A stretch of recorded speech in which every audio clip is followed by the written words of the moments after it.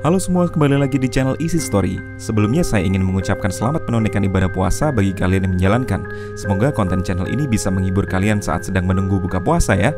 Oke, kali ini kita akan bahas alur cerita film thriller psikologis yang berasal dari Korea yang berjudul The Vanished.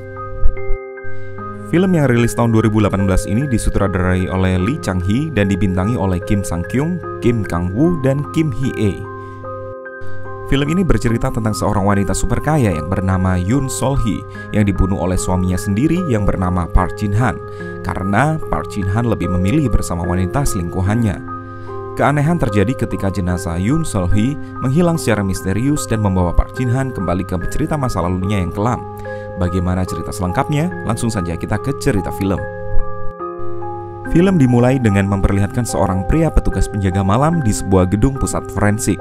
Malam itu, si penjaga banyak mengalami kejadian aneh, seperti pintu yang menutup sendiri hingga tempat penyimpanan jenazah ada yang terbuka dan jenazahnya hilang. Saat akan memeriksa sisi lain dari gedung, tiba-tiba ada sesosok bayangan yang memukul penjaga itu hingga ia pingsan. Shin kemudian berlanjut ke seorang pria yang sedang memakai obat tetes mata agar tampak seperti sedang bersedih dan pura-pura menangis di depan kerabatnya. Pria itu bernama Park Jin-han.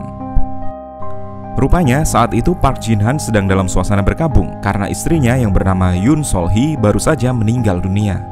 Dari adegan tadi sebenarnya sudah dapat ditebak ada yang aneh dengan kematian Yoon Sol-hee. Tapi apakah film ini akan semudah itu ditebak ceritanya? Tenang, gak semudah itu kok. Banyak plot twist yang tidak diduga-duga di film ini. Jadi tonton videonya sampai habis ya.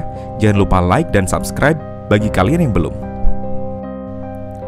Lanjut ke filmnya, setelah selesai berkabung, Park Jin-han langsung memacu mobilnya menuju ke apartemen untuk menemui seorang wanita yang bernama Hae Jin, yang ternyata adalah kekasih gelap Park Jin-han. Kembali ke gedung pusat forensik, kelompok polisi yang dipimpin oleh Kapten Woo Jung-sik tengah menyelidiki laporan adanya jenazah yang hilang. Menurut keterangan dari si penjaga malam, jenazah yang hilang adalah jenazah Yoon Sol-hee, istri Park Jin-han. Ia juga berkata bahwa jenazah Yoon Sol-hee seolah-olah seperti hidup kembali dan berubah menjadi hantu.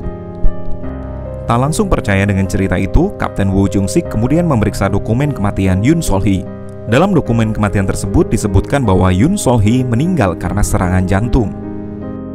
Yoon Sol-hee, wanita berusia 45 tahun itu semasa hidup adalah seorang pewaris perusahaan ternama di Korea. Ia begitu kaya dan terkenal, sehingga sering jadi pemberitaan di media. Yoon Sol-hee kemudian menikah dengan Park Jin-han yang berusia lebih muda darinya. Sehari-harinya, Park Jin-han yang bergelar profesor bekerja sebagai seorang dosen di sebuah universitas.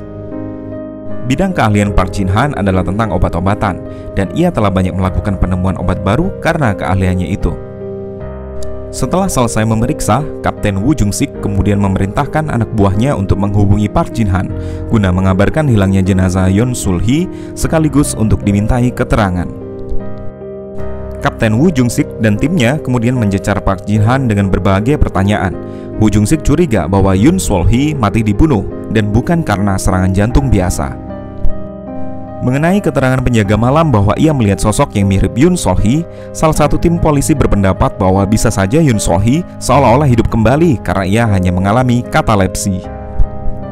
Sebagai informasi, katalepsi adalah gangguan syaraf yang membuat penderitanya terbujur kaku dan sulit bergerak, terkadang menyerupai orang yang sudah meninggal. Park Jin-han terlihat tidak percaya terhadap analisis tersebut karena ia sendiri menyaksikan jenazah Yoon Sol-hee dibawa ke gedung pusat forensik. Tetapi Kapten Woo Jung-sik terlihat mencurigai Park Jin-han. Menurutnya beberapa keterangan Park Jin-han terdengar berbelit-belit dan tampak seperti sedang menyembunyikan sesuatu. Tiba-tiba gedung pusat forensik mengalami mati listrik. Dalam keadaan yang cukup gelap, Park Jin-han seperti melihat sekelebat bayangan orang yang sedang lewat. Park Jin-han kemudian memeriksa sekeliling ruangan, dan di tempat penyimpanan jenazah Yoon Sol-hee yang terbuka, Park Jin-han menemukan sebuah kotak barang. Saat dibuka, Park Jin-han sangat kaget karena di dalam kotak tersebut terdapat sebuah botol kaca yang berisi sejenis obat-obatan. Park Jin-han pun dengan tergesa-gesa segera memasukkan botol kaca itu ke dalam saku celananya. Melihat hal itu, Kapten Woo Jung-sik yang tiba-tiba masuk ke ruangan meminta Park Jin-han untuk mengeluarkan benda yang ada di saku celananya. Park Jin-han menolak, tetapi Kapten Woo Jung-sik tetap memaksa. Terjadilah perkelahian kecil di antara keduanya.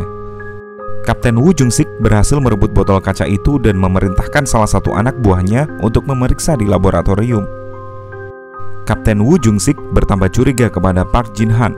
Ia menduga bahwa botol kaca itu berisi racun dan yang membunuh Yoon Sul-hee adalah Park Jin-han sendiri. Ia kemudian memerintahkan Park Jin-han agar tidak keluar gedung sampai pemeriksaan selesai. Park Jin-han secara diam-diam menelpon Hae-jin dan memberitahukan apa yang terjadi. Hae-jin terlihat sangat kaget ketika mengetahui bahwa polisi menemukan botol kaca itu. Mencurigakan. Beralih ke Kapten Woo Jung-sik, ia menerima laporan dari anak buahnya bahwa ada SMS masuk menggunakan nama Yoon Sol-hee. Laporan lain menyebutkan bahwa ditemukan jejak kaki wanita di bukit di belakang gedung pusat forensik. Mengetahui hal tersebut, Park Jin-han semakin kebingungan. Apakah mungkin Yoon Sol-hee tidak benar-benar mati dan saat ini sedang berusaha balas dendam kepada orang yang berusaha membunuhnya? Di wajahnya juga terpancar rasa takut seperti seorang penjahat yang akan terbongkar kedoknya. Mencurigakan banget. Mungkinkah dugaan Kapten Woo Jung-sik benar bahwa Park Jin-han lah yang membunuh istrinya? Tetapi jika Yoon Sol-hee benar telah mati, lalu siapakah yang mengirim SMS dan jejak kaki milik siapakah yang ada di bukit itu? Post video ini dan tulis analisamu di bawah ya. Di scene berikutnya diperlihatkan adegan flashback Kapten Woo Jung-sik di masa lalu. Saat masih muda, Kapten Woo Jung-sik memiliki kekasih yang sangat cantik bernama Suk-kyung. Mereka berdua saling mencintai dan berencana untuk segera menikah. Suatu ketika, Suk-kyung bersama adik perempuannya yang masih kecil pergi ke kampung halaman untuk memperingati hari kematian orang tuanya. Kapten Woo Jung-sik yang saat itu masih berada di kantor tidak bisa menjemput sehingga Suk-kyung terpaksa pulang menggunakan transportasi umum. Hari sudah malam dan tak satupun kendaraan umum lewat. Suk-kyung bersama adiknya terpaksa berjalan di pinggir jalan raya sambil berharap ada kendaraan yang lewat. Namun nahas, dari arah belakang ada mobil yang melaju kencang. Sang supir tidak melihat Suk-kyung dan adiknya yang sedang berjalan. Kecelakaan pun tak bisa dihindari. Suk-kyung tewas di tempat kejadian, sementara adiknya terluka parah dan berhasil dibawa ke rumah sakit. Kembali ke cerita, Park Jin-han yang semakin tertekan terus berhalusinasi. Ia seakan-akan terus diteror oleh bayang-bayang Yoon Sol-hee. Tapi anehnya, sosok Yoon Sol-hee tidak benar-benar muncul di hadapan Park Jin-han dan jenazahnya juga belum ditemukan. Park Jin-han yang khawatir dengan kondisi Hae-jin, selingkuhannya, lagi-lagi menelponnya. Park Jin-han memperingatkan Hae-jin bahwa kemungkinan Yoon Sol-hee masih hidup dan akan membalas dendam. Tiba-tiba Hae-jin berkata bahwa seperti ada sosok yang masuk ke apartemennya dan sosok itu adalah seorang wanita. Tak sampai selesai Hae-jin bicara, telepon tiba-tiba terputus. Mendengar hal itu sontak Park Jin-han panik. Ia berontak ingin menyusul Hae-jin ke apartemennya. Namun niatnya dicegah oleh Kapten Woo Jung-sik yang langsung melumpuhkannya. Park Jin-han kembali ditahan oleh Woo Jung-sik. Kali ini tak ada pilihan lain bagi Park Jin-han selain berbicara yang sebenarnya terjadi kepada Yoon Sol-hee istrinya, juga mengenai hubungannya dengan Hae-jin. Kepada Woo Jung-sik, Park Jin-han mengaku bahwa Hae-jin adalah muridnya di universitas. Seringnya mereka bertemu membuat perasaan cinta tumbuh di antara mereka. Oh, cinlok ternyata. Park Jin-han juga berkata bahwa ia tidak bahagia menikah dengan Yoon Sol-hee. Menurutnya Yoon Sol-hee adalah sosok yang egois, hanya memikirkan kepentingan dirinya saja, dan tak memikirkan kebahagiaan dan cita-cita yang diimpikan Park Jin-han. Bersama Hae-jin, Park Jin-han menemukan kebahagiaan. Ia bisa menjadi dirinya sendiri dan merasa bisa untuk meraih apa yang ia impikan. Diakui Park Jin-han, Yoon Sol-hee sebenarnya sudah mulai curiga terhadap hubungannya dengan Hae-jin.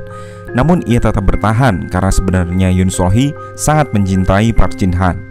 Park Jin-han bersama Hae-jin kemudian menyusun rencana pembunuhan terhadap Yoon Sol-hee. Mereka memutuskan untuk membunuh menggunakan racun syaraf, hasil penemuan Park Jin-han sendiri. Racun syaraf dipilih karena tak meninggalkan jejak. Jadi walau diotopsi sekalipun tak akan diketahui penyebab kematiannya. Park Jin-han jugalah yang menaruh racun tersebut ke dalam minuman Yoon Sol-hee hingga membuat ia tewas. Tetapi Park Jin-han mengaku tidak tahu mengapa jenazah Yoon Sol-hee hilang. Ia bahkan berpikir Yoon Sol-hee masih hidup karena ia merasa diteror oleh Yoon Sol-hee. Park Jin-han melalui pengacaranya berhasil melobi kepala polisi sehingga penahanannya ditangguhkan dan ia diperbolehkan keluar dari gedung pusat forensik. Sultan mah bebas. Park Jin-han kemudian memacu mobilnya dan segera kembali ke rumah untuk mencari sesuatu. Tak menemukan apa yang dicari, tiba-tiba saja ia berjalan ke tengah hutan yang ada di belakang rumahnya. Tanpa disadari, Kapten Woo Jung-sik diam-diam mengikuti Park Jin-han hingga ke tengah hutan. Kapten Woo kemudian memukul Park Jin Han hingga terjatuh. Ia kemudian mengeluarkan ponselnya dan menunjukkan foto seorang wanita. Foto itu ternyata adalah foto Sokyung, kekasih Kapten Woo yang telah meninggal.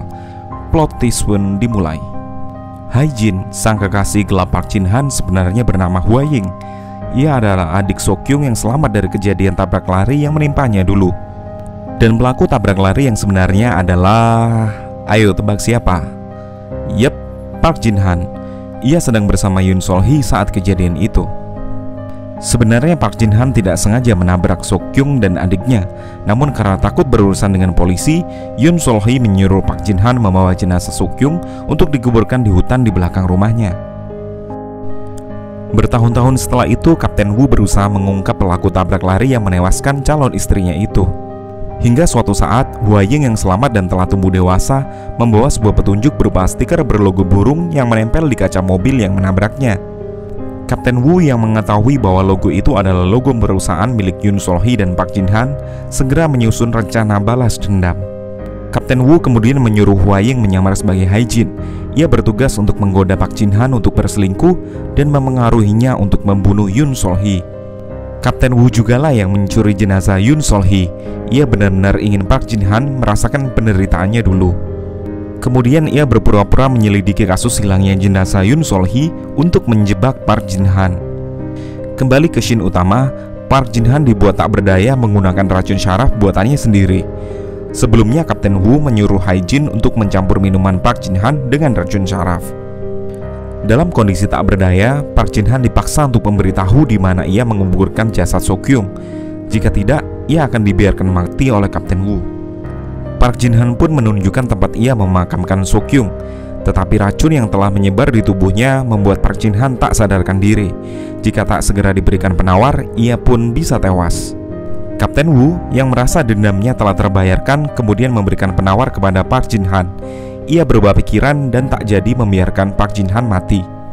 Keesokan paginya setelah tersadar, Park Jin Han sudah dikelilingi oleh polisi yang menahannya karena polisi sudah mengetahui dialah yang telah membunuh Yoon Sol-hee. Ini juga bagian dari rencana Kapten Woo. Saat berjalan dengan dikawal polisi, Park Jin Han melihat jenazah Yoon Sol-hee yang diletakkan persis di makam di mana jenazah Sokyung dikuburkan dulu. Di scene berikutnya diperlihatkan Kapten Woo sedang menjemput Hae-jin atau Hwa Ying membawa jenazah Sokyung menuju kampung halamannya untuk dimakamkan di sana. Film pun selesai. Itulah guys alur cerita dari film The Vanished. Jadi Yoon Sol-hee benar-benar dibunuh oleh Park Jin Han guys.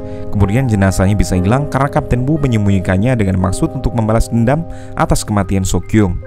Yang lebih gila lagi menurut saya adalah sosok Hae-jin.